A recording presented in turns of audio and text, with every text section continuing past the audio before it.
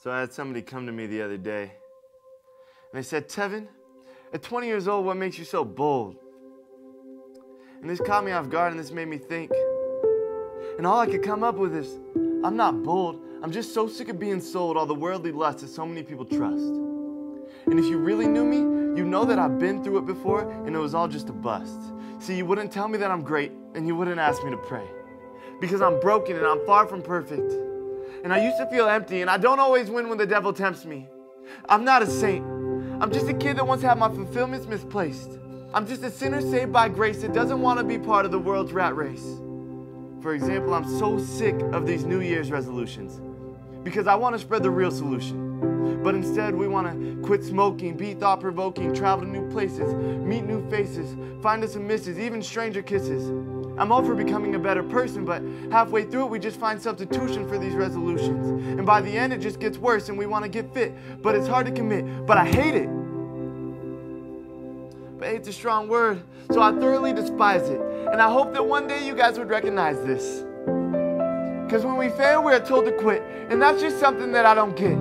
Because the new year isn't the only time that we are able to start new. And people will fill you up with this load of. And so many people view their life like this. But when you fail, when you think you're too far gone, when you can't get through the pain, when you think there's nothing left to gain, when people tell you you should walk away, I will tell you no, because there's new mercies each and every day, because of one face, and I want to share and I want to chase, and I'm going to do this for the rest of my days, because John 3:16 says, for God so loved the world that he gave his one and only Son, that whoever believes in him shall not perish, but have eternal life. And I know this is right, because Jesus rose from the dead after he was sacrificed, and he won that fight. See, Christ died for you, now you're made brand new. He took the pain, the hurt, the sin that you were a slave to. And some of you say, God can't forgive me on my past. It's impossible. But we're talking about the same God that turned a murderer into an apostle. We're talking about the same God. Through Christ, all things are possible. And some of you think forgiveness is something you have to earn. Well, let me tell you, that's not the case. See, Jesus took our place. So we get God's righteousness at Christ's expense. No strings attached. That's called grace. We're made brand new each and every day. Summer, spring, winter, fall.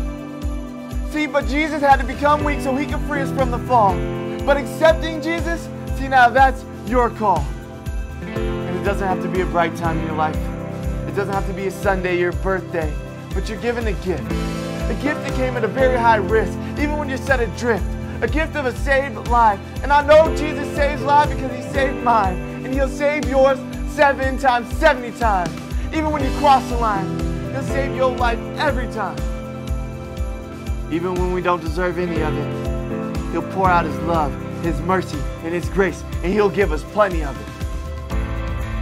Even when I was chasing the world, trying to play catch up, but the only thing that was catching up to me was my past, and it was coming real fast. But now, with Jesus, there's no more looking in the rear view at the old you.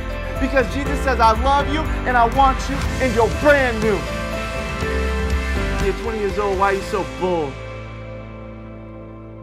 I'm not bold.